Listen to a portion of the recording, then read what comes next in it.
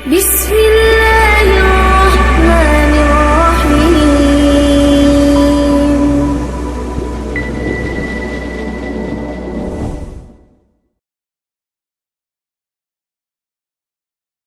Ketika Allah menciptakan makhluk yang bernama manusia, Allah nggak sembarangan. Allah ciptakan buku petunjuknya. Sama kalau Bapak beli HP, Bapak biasanya di HP itu ada kardusnya, ada nggak buku petunjuknya? Ada. Beli AC, ada petunjuknya. Beli kulkas, ada petunjuk. Mesin cuci, ada. Barang-barang elektronik kebanyakan yang diciptakan manusia ada. Apa tujuannya? Dibuat itu butuh buku petunjuk agar harapannya kalau nanti ini barangnya agak sedikit ada kerusakan, ada petunjuknya. Oh, kurang charger. Oh, colokannya kelamaan. Oh, colokannya kagak nyambung. Oh, begini dan begitu. Ada penjelasannya di buku petunjuk. Apalagi manusia. Setelah Allah ciptakan, nggak sepanjang-panjang Allah biarkan. Allah ciptakan buku petunjuknya. Allah buat petunjuknya yaitu Al-Quran. Lalu bagaimana cara menerapkan Al-Quran yang hanya berbentuk tulisan, yang hanya berbentuk kalam? Maka Allah ciptakan seorang manusia. Allah pilih di tengah-tengah mereka yang untuk bisa menerapkan Al-Quran di tengah kehidupan manusia. Maka wajar Bunda Aisyah radhiyallahu anha mengatakan, "Kana khuluquhul Quran." Akhlak Nabi, akhlak Rasul adalah Al-Quran. Maka bagaimana akhlak manusia, petunjuk manusia, bagaimana kita hidup di kehidupan ini, caranya seperti apa? Lihatlah bagaimana cara Nabi menginteraksikan kehidupannya. Berdagang, cara Nabi berdagang seperti apa? Berkeluarga, cara Nabi berkeluarga seperti apa? Tapi ternyata luar biasa. Beliau bukan hanya seorang pribadi yang pandai memberi contoh, tapi beliau seorang pribadi yang bisa dijadikan contoh. Fenomena sekarang banyak orang bisa memberi contoh, tapi mohon maaf nggak bisa jadi contoh. Betul? Betul. Mohon maaf. Saya minta tolong, ya saya pengen tes bawah Pak. Yang pengen masuk surga, tolong angkat tangan kanannya. Kecuali nggak pengen masuk surga ya. Mohon maaf, ya. Saya doain yang angkat tangannya, saya doain semoga Allah berikan surga kepada Bapak. Amin. Allah masuk ke dalam surga kepada Bapak tanpa hisab, tanpa azab. Amin ya rabbal alamin. Tolong megang jidatnya. Ya, saya pengen ngetes seberapa besar keteladanan Bapak di tengah keluarga Bapak. Oke, jidat Bapak. Tolong megang telinganya. Alhamdulillah. Tolong pegang dagunya. Ada yang megang hidung, ada yang megang dagu. Kenapa itu bisa terjadi? Orang melakukan karena kadang-kadang melihat orang yang memberikan contoh. Iya. Orang kadang-kadang, "Oh nak, kamu sholat nak." "Bapak, tar dulu lagi main HP." Gitu kan. "Tar dulu lagi ngelayanin langganan." Anak akan mengikuti gimana orang tuanya, tergantung orang tua yang memberikan contoh. Iya. Betapa banyak orang tua bisa memberi contoh tapi tidak bisa jadi contoh. Iya. Maka wajar Rasulullah Allah jadikan contoh. Laqad kana lakum fi Rasulillahi uswatun hasanah. Sungguh telah ada dalam diri Rasulullah SAW suri tauladan yang baik. Beliau ketika bicara masalah sedekah, ternyata beliau yang pertama kali bersedekah. Luar biasa. Bahkan dikatakan beliau adalah manusia paling dermawan. Ketika ada seorang Arab Badui ingin masuk Islam, "Wahai Muhammad, saya pengen masuk Islam, tapi izinkan saya, berilah saya hadiah." Yang terjadi, Nabi nggak tanggung-tanggung kalau ngasih hadiah, ngasih sedekah. Antara gunung dengan gunung yang satu dan lainnya ada lembah. Lembah itu isinya kambing semua. Itu kambing sebanyak lembah itu diberikan kepada Arab Badui. Luar biasa, kagak takut fakir beliau. Apa yang dikatakan oleh Arab itu? "Ya qaumi," dia datang ke kaumnya, "Wahai kaumku, aslimu, masuk Islamlah kalian semua." Kenapa? "Fa inna Muhammadan yu'ti ata'an." Kenapa? Karena Muhammad telah memberikan sesuatu pemberian, la yakhshal faqah, enggak takut fakir. Udah masuk Islam aja, ya sedekah. Luar biasa. Ada seorang sahabat bernama Sofwan bin Umayyah. Pernah dengar? Pernah barusan. Sofyan bin Umayyah, orang yang paling benci sama Nabi. Kenapa? karena ayahnya Umayyah bin Khalaf telah terbunuh di perang Badar. Pernah dengar Umayyah bin Khalaf? Seorang majikan yang pernah menyiksa Bilal bin Rabah. Iya, yang menyiksa Bilal itu namanya Umayyah bin Khalaf. Terbunuh ketika perang Badar oleh Bilal. Iya, oleh Bilal dan para sahabatnya. Dendam, anaknya Sofwan dendam.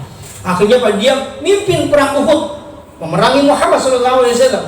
Enggak cukup itu, perang Khandaq dilanjutkan lagi. Bahkan ketika Fathul Mekah, ketika orang-orang Mekah udah pada Islam semua, ya, idza jaa nasrullahi wal fath wa ra'aitan nasa yadkhuluna fi dinillahi, masuk Islam semua manusia.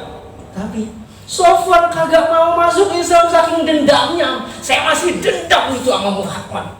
Apa yang terjadi? Ternyata Nabi luar biasa. Beliau kasih sedekah 100 ekor onta. Masih benci saya, tambah lagi 100. Masih benci lagi, tambah lagi 100, total 300. 1 ekor onta kurang lebih kalau nggak salah itu 37 juta kalau nggak salah. 37 juta kali 100 berapa? 3,7 M. Ya. Kali 300. Luar biasa. Kali 3 ya, kan 300. Ya, 3,7 M kali 3. Ada cuma kayak 100 itu 3,7 M. Berapa, Pak? Ya, kurang lebih ada 10 M ya. Adakah manusia di zaman sekarang yang berinfak sebanyak 10 M?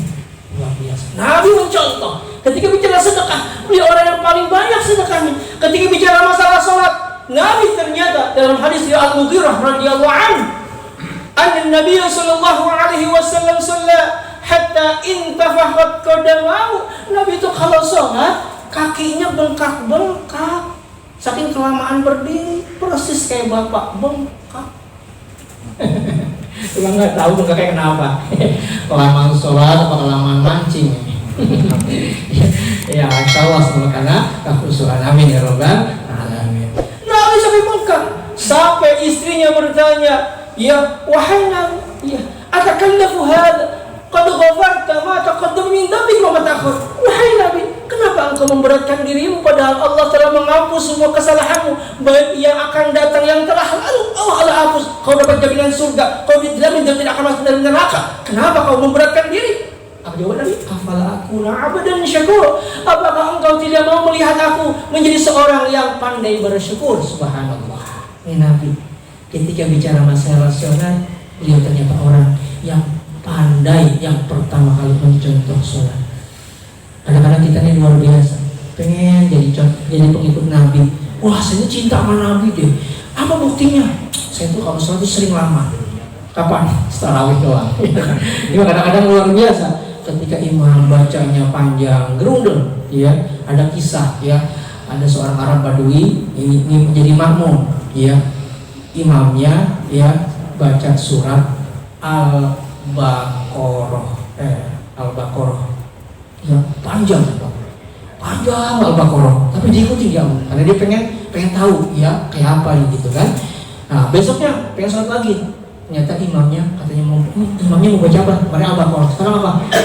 Sekarang rencananya mau baca surat Al-Fil, gajah. Kalau Al-Baqarah segitu gedenya, segitu panjang, gajah lebih panjang lagi kali ya, gitu kan? Nggak ikut sholat akhirnya. Ini luar biasa rahmat Allah. Jadi ini kadang-kadang kita luar biasa. Ya, kalau lagi ngimamin kadang-kadang kadang suratnya panjang. Begitu kita sholat sendiri panjang-pendek ya. Ya, insyaallah ya, semoga tidak mengurangi kekhusyuan kita. Amin. Itulah kita harus mencontoh Nabi. Nabi kalau bicara masalah sholat, ternyata beliau adalah orang yang paling pertama kali mencontoh masalah sholat, orang yang paling khusyuk dalam sholatnya. Kita bicara masalah istighfar, ya ayyuhan nas istaghfiru rabbakum. Wahai manusia, beristighfarlah kepada Allah, tubu ila Allah, bertobat kepada Allah. Fa inni atubu ila Allah. Aku ini setiap hari bertobat kepada Allah 100 kali. Nabi yang enggak punya dosa, yang sudah maksum dari kesalahan, yang dapat predikat orang yang pasti dapat surga, yang masuk surga duluan bahkan. Tapi beliau beristighfar 100 kali. Ini jelas gak punya salah, gak punya dosa. Lah kita Gitu kan. Kita subhanallah kadang-kadang sehari berapa kali salah kita. Nabi Ibrahim seumur hidup 3 kali bohong, nangis luar biasa. Nabi Ibrahim nangis seumur hidup 3 kali bohong. Gara-gara itu beliau nggak bisa ngasih syafaat. Lah kita sehari 17 kali bohong, nyengir aja. Kurang istighfar. Terkadang kita luar biasa, lidah ini terasa keluh untuk mengucapkan istighfar.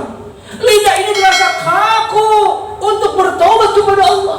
Lidah ini terasa terkadang kurang agak untuk sedikit mengucapkan, agak masih malas untuk sekadar untuk memohon pengampunan pada Allah. Padahal dosa kita selalu sebanyak itu. Doa kita tak luput dari kesalahan dan dosa. Maka hati rahmati Allah, saya menasihati diri pribadi jemaah sekalian untuk meneladani Rasulullah SAW yang Allah hadirkan di tengah-tengah manusia. Untuk Allah jadikan, inilah manusia yang kau pantas jadikan contoh. Kenapa? Karena fenomena sekarang ini banyak orang salah ngambil idola, salah ngambil figur. Betapa banyak di antara kita yang idolanya pemain sepak bola, betul nggak? Wow, dia ulang tahun begitu dibuka ulang tahun Ronaldo, gitu kan?